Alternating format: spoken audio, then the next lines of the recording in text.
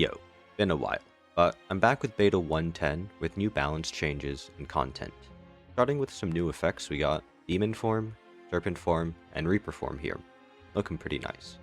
But moving to Ancient Relics, the new Dowsing Rod relic got a pretty nice buff, now always giving upgraded powers, and the upgrade now reduces the cost to 0. I don't think that this buff was too necessary in terms of pick rate, as Abundance was already a really strong card, but this makes pathing around it easier, as before you'd really want to get to a camp to benefit from the upgraded powers. But now that's by default, I'd say it lowers the upgrade priority a tier. Next up, Tezcatara's Toasty Mittens got a massive rework, which it now exhausts the card from hand instead of your draw pile, and I think this is huge, especially for Silent, who lacks any form of non-colorless exhaust, and probably gets the most out of the strength stat. Before, you'd have to worry about accidentally hitting key cards rebuild, while missing the status cards you want to get rid of, because what's the use of strength if you got rid of your attacks? Great change, because I would not have picked it up before. Another Tezcatara change with Seal of Gold, losing only 3 instead of 5 gold. I already like this relic, and it kinda only sucked for more defensive builds, as extra energy means you can just close a fight much quicker. Slower builds would probably still lose quite a bit, but I don't think this affects my decision picking it for the average build too much, but definitely makes it more appealing for slower runs. Moving to Nonopipe's relics, which just got a few number changes, Beautiful Bracelet getting 4 enchanted cards but only drawing 2, technically does draw 1 less card, but I think having it spread out does increase the consistency more than before, so it's a nice little buff. Same thing with the Fur Coat, getting 1 more combat mark shouldn't affect the ceiling of the relic too much, but should raise the floor of the subpar to average rolls a decent amount. Lastly, Signet Ring, which lost more than 100 gold. I honestly think that isn't much of a nerf. It already gives you enough money for about 4 relics, so unless you high roll a double or triple shop route, or you have courier, it still gives you more than enough money. A card I have a love-hate relationship with is definitely Relax. I want this card to work so badly every time I see it, but it just doesn't block for enough. It is getting buffed by 1, but there's still so many fights that will still damage you even after it. So unless you have some other sources like Ripple Basin or Intimidating Helmet, this probably still isn't enough for me. Now, Whistle is something that did not need to be buffed. It already goes through Artifact and is basically free damage for most fights, but now it even allows playing a setup card along it, or even getting to block in group encounters, which was its weakest point. It's just an even more insane pick now. The last 2 relics that got changed are Tanks' Maul and Vaku's Fiddle.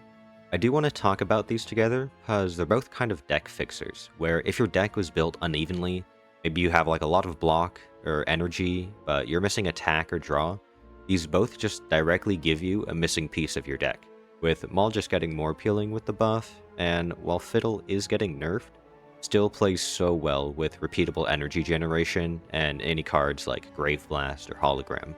Looking over at Ironclad, looks like he just got a few number changes. Mangle did feel a little bit low for 3 cost attack, even with the minus 15 strength defending, so it's pretty nice. And Paxson got a small number bump, seems fine to me, but I don't think it changes much. On the other hand, Silence coming in with my favorite changes this update. I'm a huge fan of Poison, and Crippling Cloud is back and better than ever. With Haze getting reworked, it does lose 1 poison from the original game, but does not exhaust anymore, which for an AoE, poison, and weak is pretty nice. Outbreak got changed to a skill that applies poison and triggers it immediately, which looks like an amazing finisher, double-ticking poison, but it does get changed to rare, which I'm not sure how necessary this will be as a finisher, because you already have Accelerant in Uncommon, which does twice that. But other than that, Mirage gets reverted back, and Scare takes their place, which, thank God, but Mirage is losing Exhaust, which is absolutely broken. I feel like this is kind of just a 0 cost, gain 1 intangible for literally any functioning poison build. Finally for Silent, with some well-needed changes for well-laid plans. I think the change to rare tier was not enough of a nerf for being basically a 0 cost power that's the same as an ancient relic. While Echoing Slash seems like a pretty good AoE card, it never really felt like a rare tier if you just look at any other rare card Silent has, so Uncommon seems like a nice place for it. Now, Regent has a bit of a funny change. Whereas Silent had two cards, Mirage and Scare, switch places, Regent has Regalite and Pillar of Creation switching. But Pillar was almost unusable after the nerf, but a numbers change is probably what it needed. As for terraforming, I don't think it's going to be as simple as a numbers change. The highs for it are still really high, but sometimes it's just an upgraded uncommon strike. Honestly, I'd say changing the cost of stars could be pretty interesting, but it's alright for now. Rush Under feels like the same as Pax End. It's a nice little buff, but doesn't really change much.